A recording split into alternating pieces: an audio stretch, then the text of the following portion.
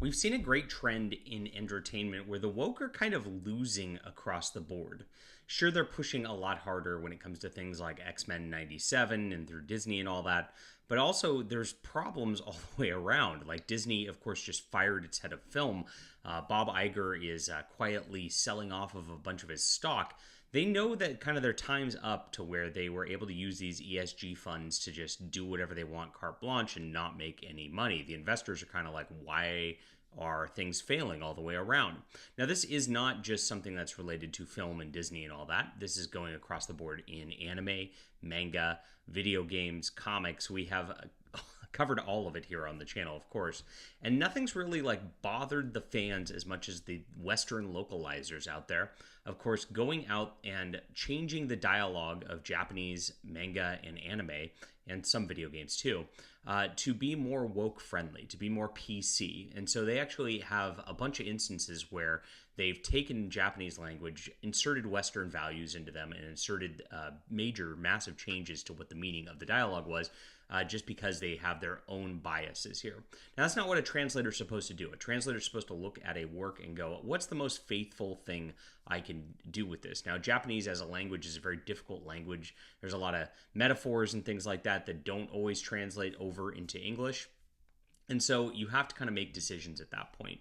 But you're supposed to try to do what the author intended, not what you want the author to have said.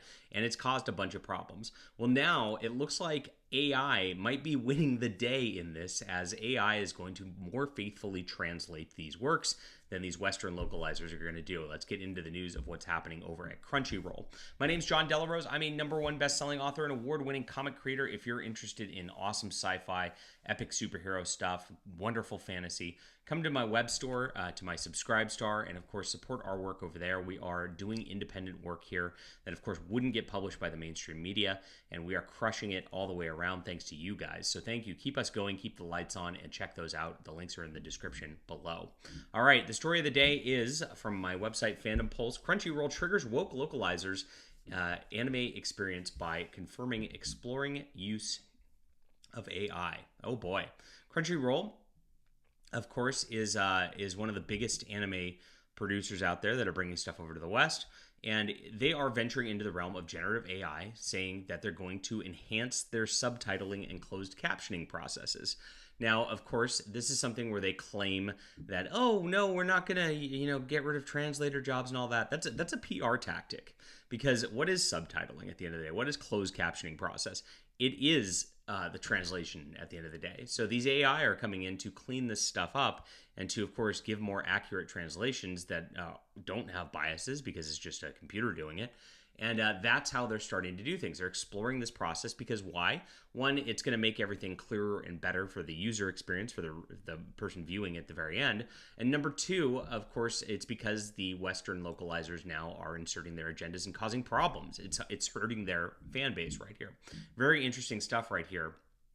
It says that their technological exploration also extends to personalizing user experiences and discovering titles, with AI being tested in various workflows within the organization, as it is with most companies.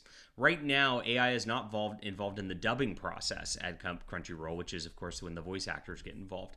Their dubs are heavily localized adaptations. Part of that is because you try to match the movements of the mouth for dialogue with how it sounds, so it doesn't bother people visually on that front. That's going to be something that's a little more difficult than AI to do than just subtitles, which is interesting right here. They're exploring the use of generative AI to enhance personalization and discovery features for users. AI creates a more tailored and enjoyable experience is the whole deal. Now, in this, they also talked about the fact that they absorbed Funimation. Now, Funimation had its own sort of deal, and it is, of course, closing down its shop and integrating within Crunchyroll now. And after this, Crunchyroll raised their prices. They removed digital libraries from users, which is annoying. And in response to the negative feedback, they're now working on compensating Funimation subscribers who have lost access to their digital libraries.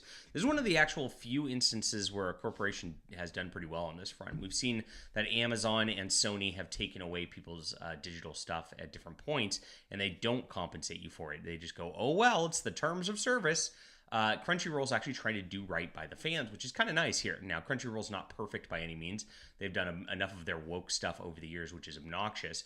But I'm glad that at least like people are getting what they paid for at some point in the service, and they're at least trying to do something right on this front. On two fronts, AI is kind of the same thing.